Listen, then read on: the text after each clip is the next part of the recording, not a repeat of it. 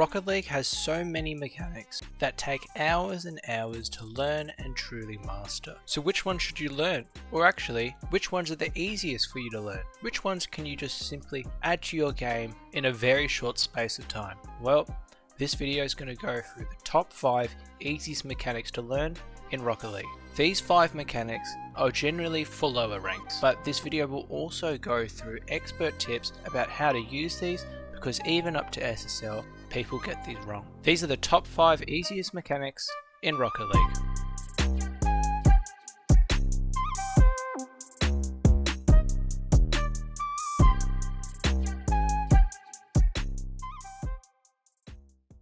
Our first mechanic is Wavedashes. Wavedashes might not necessarily seem like the easiest mechanic just by the way it looks, but they are actually extremely simple to learn. Wavedashes allow you to boost forward without actually using any boost or flipping. They're essentially a very easy way to gain speed and act as a great recovery mechanism.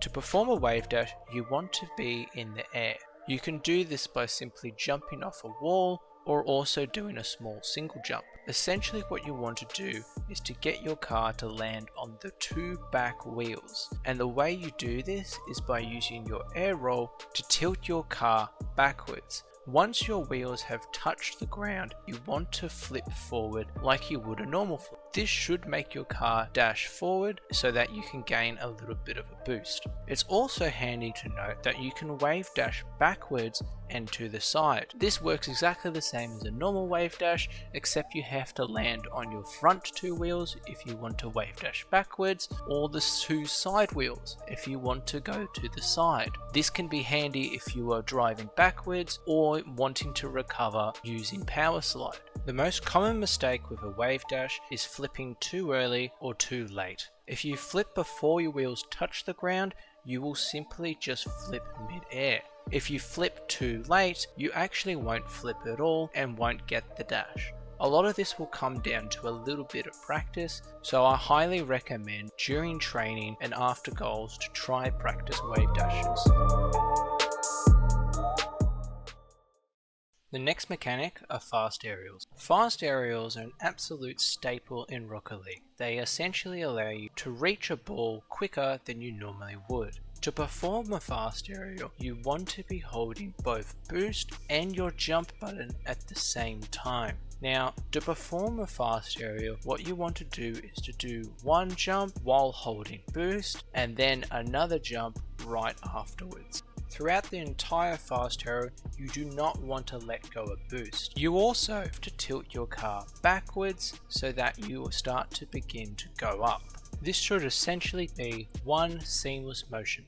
One of the most common mistakes all the way up to SSL with fast aerials is accidentally touching your joystick and flipping midway through the fast aerial. The way to fix this is to try and not maneuver your car throughout the actual fast aerial and instead do it on the ground or after the actual aerial itself. Now, many of you who are on a controller will be wondering, how the hell do I hold my boost button as well as my jump button at the same time? Well, for some people, they like to rebind their boost button to a bumper so that they can hold both that and the jump seamlessly, but other people like me like to just simply fat finger it so that they can hold both buttons. But in essence, you want to be able to hold both your jump button and your boost button all at once. Again, this will take a lot of practice, but try to build this up over time.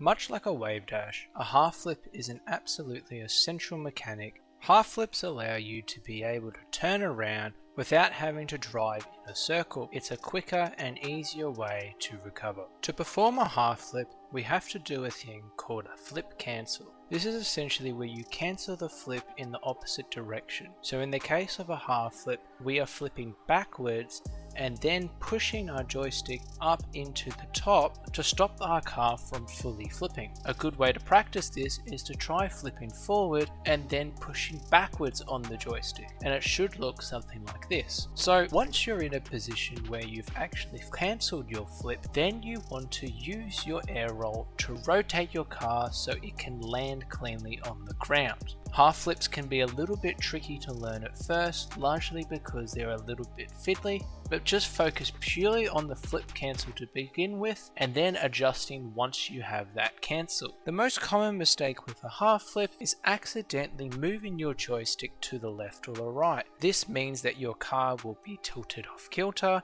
and you won't be able to cancel correctly. Same with the air roll adjustment. If you don't put your joysticks directly to the right or the left, then you will once again tilt your car off and not be able to recover properly. Much like a fast aerial, it's vital that you stick to these movements and avoid adjusting midway through a half flip.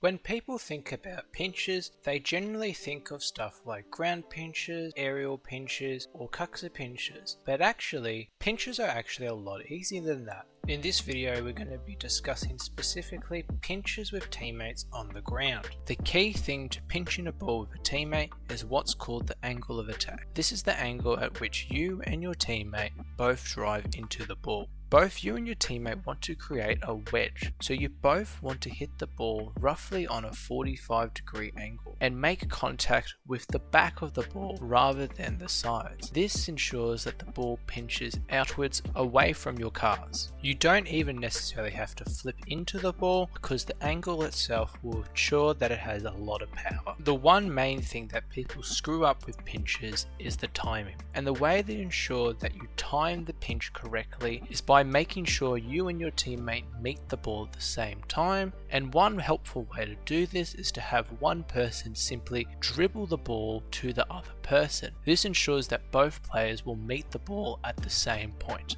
It's also extremely important to note that for this to work, you need to communicate with your teammate. If you don't communicate with your teammate, then this will not work.